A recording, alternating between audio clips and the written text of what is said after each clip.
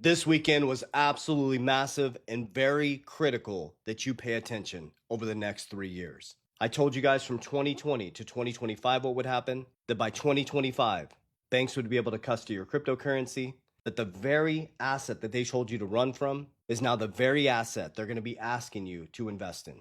Now, here's what's going to happen from 2026 to 2030. Everything shifted. Boom! February 20th, 2026, which brought us into a new era from centralization to decentralization. Before I continue, this is not financial advice. I'm only sharing with you exactly what I'm doing in my own research. What I'm encouraging you to do is to do your own research, but I'm always going to be open and transparent with you exactly what I'm doing.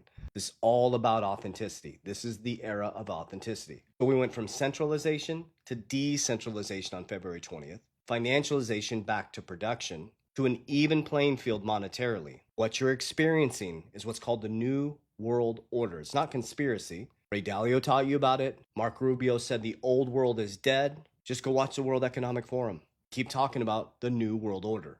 It's not some conspiracy. It's a new framing of the system. And I'm going to focus on the financial system. Remember, 2009 started our crisis stage, 2009 to 2030. Just like our grandparents went through their crisis stage from around 1930 to 1942. I told you guys it's always World War that brings in a new monetary system. After World War II, Bretton Woods was created, the IMF was created, the World Bank was created. We became the world's reserve currency, and Bretton Woods created the gold standard. By 1971, we detached from the gold standard. In the late 1970s, started going into hyperinflation, and then we went into financialization. In the Reagan era, deregulation, public and private sector coming together. We got completely detached from reality and money in 1988. Look at 1988, specifically around the late 70s, all the way to 2026, the wealth gap has become absolutely massive. Our production has gone up, but our wages have not. My parents bought their house in 1973 for $25,000. It's now worth $400,000. People see that as growth. That is not growth. You need to reverse your brain. That is devaluation of your currency. Why do you say that? Because if they sold their home, they could only move into the same neighborhood. That's not growth. That's devaluation of your currency. That's a real world example of inflation. And if you think it's bad now, I guarantee you by 2029, we're going to go into high inflation. It's going to be unaffordable to own a home. The wealthy are going to become extremely wealthy. And the working class is moving down to the working poor. There'll be no middle class.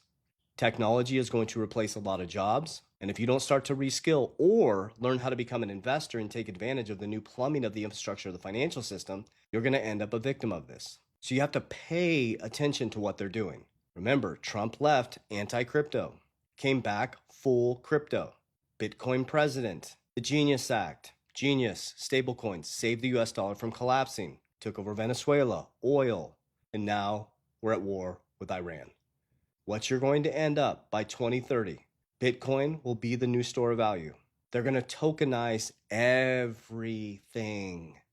Everything. Every bank by 2030 will be begging you to custody your cryptocurrency. They're going to call it institutional grade custody.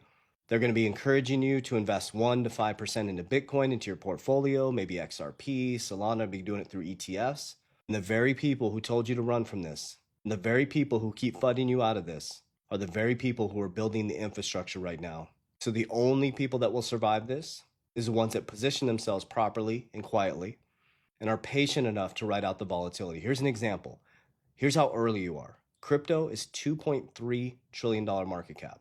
NVIDIA is bigger than the whole crypto market. One whale can make a huge move and collapse the cryptocurrency market, which is positive.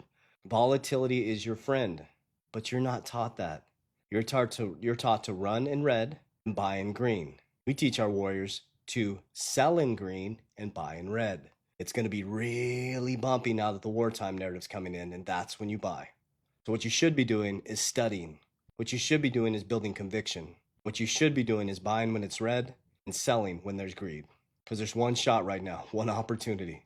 And this is going to go by really fast. So what am I about to do if the markets go absolutely red and hopefully Bitcoin comes down to 40,000 by November? I'm buying on the way down. And what am I going to do when it comes shooting back up when they're ready to profit off this? I'm selling you guys the greed. And I take it out into defense because there's been over 32 major market collapses over 200 years and markets always go down. And they will come down hard. There will be a recession. There always is. Nothing new under the sun. Remember, money's cheap at the top. By the time it gets to us, it's expensive. They've already made moves and quietly positioned themselves by the time the media informs you that there's a problem. Remember, 10% of the population owns almost all the market, and that same 10% runs the information that goes through the media. So do your research, but make sure you're researching the right stuff. Don't try to get rich quick. Build a system, build structure, reverse engineer your brain, buy when it's red and sell when it's green, and you're going to be okay. And most of all, honor God and Jesus Christ in everything you do. Warriors, let's get your shit together. It's going to be a bumpy ride.